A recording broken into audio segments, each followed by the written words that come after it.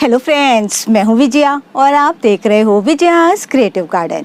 Friends, अगर आपके hibiscus में सालों से फूल नहीं आ रहे हैं और आ भी रहे हैं तो बहुत कम फूल आ रहे हैं, तो ये वीडियो जो है आज आप ही के लिए है।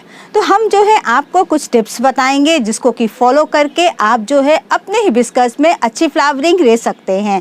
और दोस्तों, ये जो टिप्स हैं आपकी सभी टिप्स जो है आपस में इंटरकनेक्टेड हैं, इसलिए आपको उन सभी टिप्स को फॉलो करना है। सबसे पहली टिप दोस्तों ये है कि आप देखिए कि आपका हिबिस्कस जो है किस साइज़ के गमले में लगा हुआ है।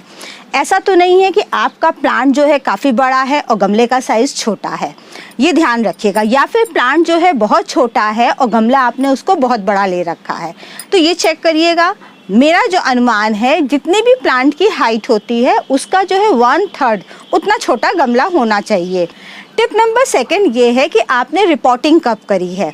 ऐसा तो नहीं है 4-5 साल हो गए हैं आपने अपने हिबिस्कस की रिपोर्टिंग नहीं करी है।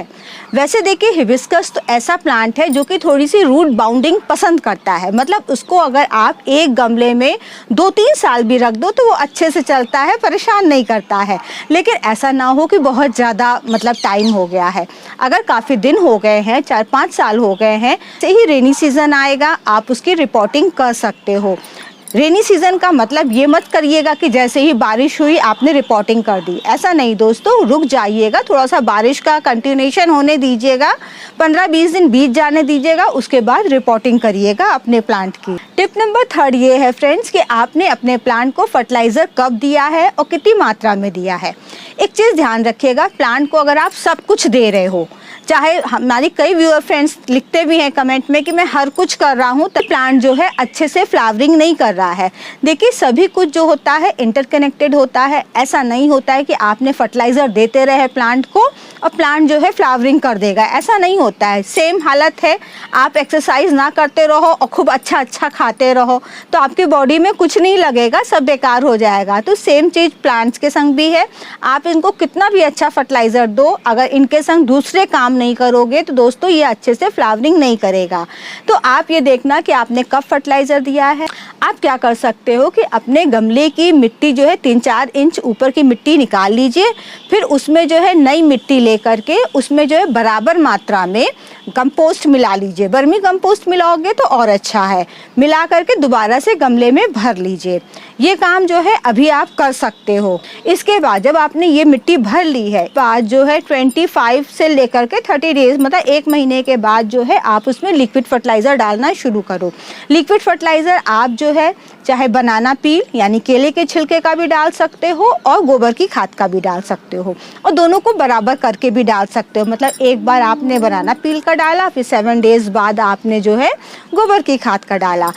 तो दोस्तों, इससे क्या होता है, प्लांट में जो भी पोषक तत्वों की कमी रहती है वो पूरी हो जाती है। और इस तरीके से आप 7 डेज से 10 डेज में अपने प्लांट के साइज़ के हिसाब से, देखिए जो ड्यूरेशन बताते हैं वो मेनली जो होता है प्लांट के साइज़ के हिसाब से रहता है। छोटा प्लांट है तो आप 10 डेज में 11 डेज में कर लो, और बड़ा प्लांट है तो इसको खुराक ज़्यादा चाहिए होगी तो आप 7 डेज में उसको करो। तो आप जो है एक एक करके रिपीट करते रहो। और ये जो फर्टिलाइज़र का ड्यूरेशन हम आपको बता रहे हैं, ये जो है आप नवंबर तक कर सकते हो। ठंडी पड़ने लग जाती है कस के, उसके बाद आप फर्टिलाइज़र वगैरह रोक दीजिए, कुछ मत दीजिए प्लांट को। फिर फरवरी आएगा, उसके बाद फिर से इसमें फर्टिलाइज़र शुरू करिए। तब आप फिर से ये कर सकते हो कि सबसे पहले आप वर्मी कंपोस्ट डालो, उस समय जो है आप गोबर खाद भी डाल सकते हो वर्मी कंपोस्ट के संग। और फिर आपने जो है सरसों की खली का कभी दे दिया, कभी आपने बनाना पील का दिया, कभी गोबर खाद का। तो मतलब चेंज कर करके दो। ऐसा मत करो कि एक ही फर्टिलाइज़र दे रहे हो, ऐसा मत करो, चेंज करके दो ताकि प्लांट में जो भी कमियां हैं वो पूरी हो जाए आपके। सभी के वीडियोस जो है हमारे चैनल पर बने हुए हैं, जिनके की लिंक हम अपने डिस्क्रिप्शन बॉक्स में डाल देंगे। आप देखना चाहते हो तो उसको देख सकते हो। टिप नंबर 4 दोस्तों ये है कि आपने प्लांट की प्रूनिंग कब करी है। हार्ड प्रूनिंग भी कर सकते हो रेनी सीजन में, लेकिन ज़बरदस्ती नहीं है। आप नहीं करना चाहे तो मत करो, लेकिन लाइट प्रूनिंग ज़रूर कर सकते हैं। आपकी जितनी भी ये जो टहनियाँ हैं, ब्रांचेस हैं आपकी, आप जो है ऊपर से 4-5 इंच तक उसको थोड़ा सा काट दीजिए, प्रून कर दीजिए। जितनी भी आपकी ये टहनियाँ हैं तो उसको थोड़ा सा प्रून कर दीजिए। तो उससे भी दोस्तों क्या होगा, आपने जब फर्टिलाइज़र वगैरह डाला है तो जब नई ग्रोथ आएगी तो उसमें कलियाँ बनने के चांसेस ज़्यादा हैं। लेकिन आगे जो टिप हम बताएंगे उसको भी ध्यान रखना है आपको, तो उसमें कलियाँ बनने के चांसेस ज़्यादा हैं। साथ में आप देखो कि आपके प्लांट में बहुत ज़्यादा फोलिएज है, बहुत ज़्यादा पत्तियाँ हैं, तो उसको भी कम कर दीजिए। एक चीज़ हम और करते हैं, जैसे कि हम प्लांट में क्या करते हैं, बहुत सारी टहनियाँ नहीं रखते हैं, कुछ ही टहनियाँ रखते हैं। क्योंकि जितनी टहनियाँ रखेंगे हमारे प्लांट को जो भी हम खुराक देंगे सब में वो डिवाइड हो जाएगी। तो हम सेलेक्टेड टहनियाँ रखते हैं, उसी को स्ट्रॉन्ग बना करके उसी में कलियाँ लाते हैं। प्लांट का जो बीच का जो एरिया है ये भी थोड़ा सा खुला छोड़ देते हैं, मतलब बहुत ज़्यादा पत्तियों की ग्रोथ हो रही है उसको भी हटा देंगे, पत्तियाँ कम कर देंगे। बहुत सारी एक्स्ट्रा ब्रांचेज हैं उसको भी मैं काट देती हूँ, इस पर भी मेरा वीडियो बना हुआ है। तो आप जो है फॉलिएज कम कर दो, साथ में टहनी को भी ऐसा ग्रो होने दो कि बीच में जो है प्लांट के एयर फ्लो बना रहे, किचिर पिचिर ना हो, प्लांट में बहुत ज़्यादा कंजेस्टेड ना हो, प्लांट को हवा लगती रहे। टिप नंबर 5 ये है कि दोस्तों हिबिस्कस में मिलीबग्स बहुत लगते हैं, मिलीबग्स भी लगते हैं, एफिड्स भी लगते हैं। तो जब इसमें लगे हैं और आपने ध्यान नहीं दिया है तो वो कहीं ना कहीं प्लांट के जो सैप होते हैं, जूसेस होते हैं, उनको वो सक करते रहते हैं, चूसते रहते हैं। तो एक तो मेरे प्लांट को एनर्जी नहीं मिल रही है और जो दूसरी बहुत एनर्जी मिली वो मिलीबग्स वगैरह के उसमें चली गई और आपने ध्यान नहीं दिया तो पूरे प्लांट में वो इफेक्ट हो जाता है। तो हमेशा अपने हिबिस्कस को आप ऐसी जगह पर रखो जहाँ आपकी निगाह जाए। तो आप इसको ऐसे रखो कि आप चेक करते रहो। आपको शुरू में जिस दिन भी दिखता है, अगर थोड़े बहुत दिखे लगे तुरंत हाथ से ही निकाल सकते हो, नहीं तो पानी की तेज़ धार मार करके गिरा दीजिए। और अगर आप ये सब नहीं करना चाहते हो तो आप जो है हर वीक हम कहते हैं नीम ऑयल का स्प्रे कर दीजिए। नीम ऑयल से दोस्तों पत्तियां जो होती हैं कड़वी हो जाती हैं, तो अपने आप ही जो है मिलीबग्स वगैरह वहाँ पर नहीं आते हैं, मिलीबग्स एफिड्स कोई कीड़े नहीं आते हैं। तो आप ये भी कर सकते हो, लेकिन आपको रेगुलर करना होगा। ये जो प्लांट का जो ग्रोइंग पीरियड होता है इसमें बराबर से करना होगा।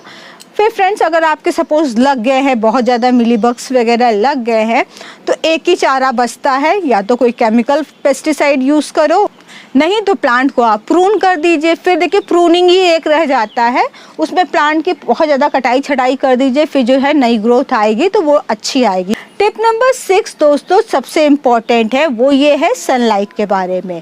हिबिस्कस प्लांट को जो है 5-6 घंटे की सनलाइट पूरे साल चाहिए, पूरे साल।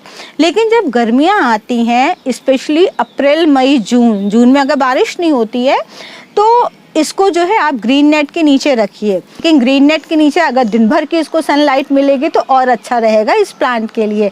टिप नंबर 7 फ्रेंड्स ये है कि आप इसको पानी हिसाब से देते रहिएगा। इसको मिट्टी मॉइस्ट रखनी है, गीली नहीं रखनी है। गमले का ड्रेनेज होल अच्छा रखना है, स्पेशली अगर आपने प्लास्टिक में करा है तो एक्स्ट्रा पानी सारा निकल जाना चाहिए। नेक्स्ट पानी तभी डालिए जब मिट्टी आपको सूखी सी दिखने लग जाए।